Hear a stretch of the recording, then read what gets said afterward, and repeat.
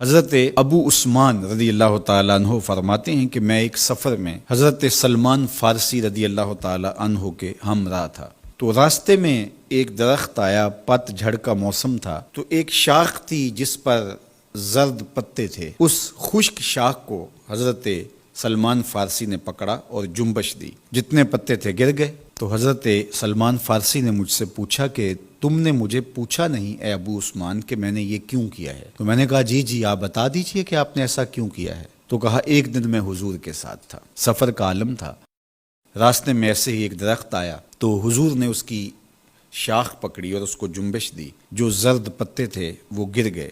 تو میں اس منظر کو دیکھ کے لطف اندوز ہوتا رہا، لیکن حضور نے کہا کہ تم نے یہ مجھ سے پوچھا نہیں کہ میں نے ایسا کیوں کیا۔ تو میں نے بھی کہا جی حضور آپ ارشاد فرمائیے کہ آپ نے ایسا کیوں کیا۔ فرمایا ان المسلم اذا تودع فاحسن الوضوء، بے شک مسلمان جب وضو کرتا ہے اور اچھے طریقے سے وضو کرتا ہے، پھر 5 نمازیں پڑھتا ہے، اس سے خطائیں یوں جھڑ جاتی ہیں جس طرح شاخ سے پتے گر گئے ہیں۔ اللہ اکبر، کوئی ایک پتا بھی نہیں بچا، اور اس کے لیے کوئی بہت زیادہ جھٹکا دینے کی ضرورت بھی نہیں ہوئی، تھوڑی سی جنبش دی اور سارے پتے گر گئے۔ تو کہا اس کے بدن سے گناہ یوں جھڑ جاتے ہیں اور اس کا بدن گناہوں سے پاک ہو جاتا ہے جس طرح شاخ ان پتوں سے خالی ہو گئی۔ تو جب کوئی شخص نماز کے لیے کھڑا ہو تو اس کے گناہ مٹا دیے جاتے ہیں اور بندہ ستھرا ہو جاتا ہے، بندہ پاک اور صاف ہو جاتا ہے۔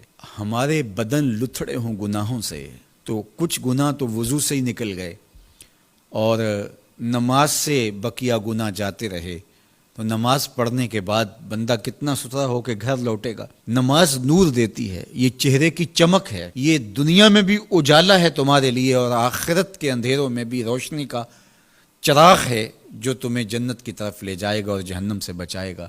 تو اس لیے 5 گانا نماز شعار زندگی بنانے والے اس دنیا میں خوبصورت زندگی گزارتے ہیں، اور میرے اور آپ کے آقا و مولا نماز کے لیے بے چین رہتے تھے۔ جب نماز کا وقت ہوتا تو حضرت بلال حبشی جو کہ حضور کے مؤذن ہیں، ان کو حضور سے جو حکم ملتا اس حکم نامے کے خوبصورت الفاظ دیکھیے۔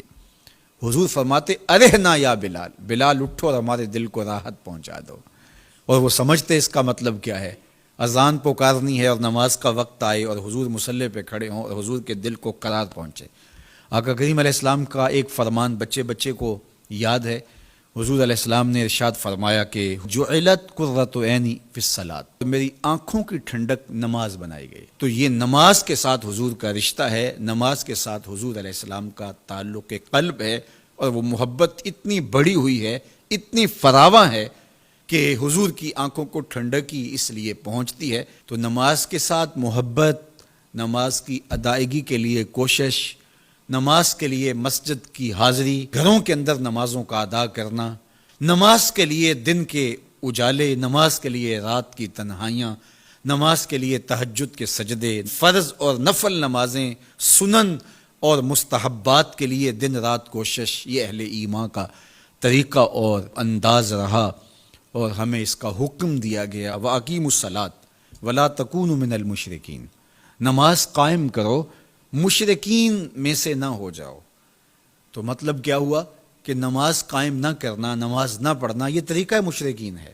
اس لیے کہا کہ ان کے ساتھ تمہاری مشابہت اچھی تو نہیں لگتی، اس لیے تمہیں تو 5 گانا نماز ادا کرنا ہوگی۔ تو اہل ایمان کا اسلوب زندگی یہی ہونا چاہیے کہ وہ 5 گانا نماز کے ذریعے اپنے رب کے حضور حاضر ہوتے رہیں، ایک نماز کے بعد دوسری نماز کا انتظار کرتے رہیں، نماز میں راحت پائیں، نماز میں قرار جاں اور تسکین قلب